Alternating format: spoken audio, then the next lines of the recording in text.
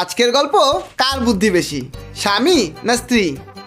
এক ভদ্রমহিলা কেনাকাটা শেষ করে ক্যাশ কাউন্টারের সামনে পেমেন্ট দেওয়ার জন্য ব্যাগ খুলতেই ক্যাশিয়ারের নজরে এলো তার ব্যাগে একটি টিভি রিমোট। ক্যাশিয়ার কৌতূহলবশত জানতে চাইলেন, ম্যাডাম, ব্যাগে টিভি রিমোট কি সবসময় থাকে? মহিলা, না, মাঝে সাঝে। আজ আমার হাজব্যান্ড আইপিএল ফাইনাল দেখবে বলে আমার সাথে শপিংয়ে এলো না, তাই তাকে জব্দ করতে টিভি রিমোটটা ব্যাগে করে নিয়ে এসেছি। শিক্ষা এক, বইয়ে তুচ্ছ বিষয়েও তাচ্ছিল্য করলে বিপদ। ক্যাশিয়ার হাসতে হাসতে ভদ্রমহিলার এটিএম কার্ডটি ফেরত দিতেই মহিলা, এটা কি হলো?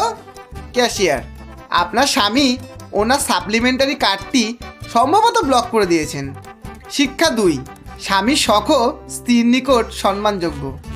মহিলা ব্যাগ থেকে এবার স্বামীর এটিএম কার্ডটি বের করে সোয়াইপ করলেন। শিক্ষা তিন, বইয়ের লম্বা হাতে সঠিক ধারণা থাকা দরকার।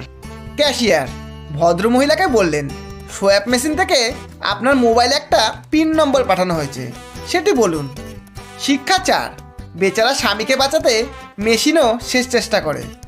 মহিলা মুচকি এসে ব্যাগ থেকে স্বামীর মোবাইল ফোনটা বের করলেন এবং পিন নাম্বারটা ক্যাশিয়ারকে জানালেন।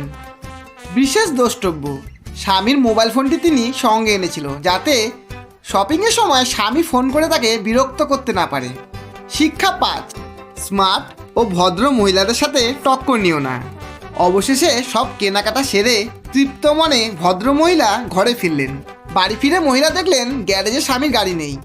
ঘরের দরজায় স্টিকারে লেখা, বন্ধুর বাড়ি আইপিএল ফাইনাল খেলা দেখতে গেলাম, ফিরতে অনেক রাত হতে পারে, আর হ্যাঁ, কোনো দরকার থাকলে মোবাইলে ফোন করো। স্টিকারে লেখা পড়ে হতাশ হয়ে ভদ্রমহিলা ঘরের দরজার সামনে বসে পড়লেন, কারণ বাড়ির চাবিটা স্বামীর কাছে আর স্বামীর মোবাইল ফোনটা ভদ্রমহিলার কাছে। শেষ শিক্ষা, স্বামীর ওপর বেশি প্যাঁচ কষলে শেষ পর্যন্ত স্ত্রীকেও এর ফল ভোগ করতে হয়। ধন্যবাদ। গল্পটি যদি ভালো লাগে একটা লাইক অবশ্যই দেবেন এবং বন্ধু ও প্রিয়জনদের শেয়ার করে চ্যানেলটি সাবস্ক্রাইব করে পাশে থাকবেন।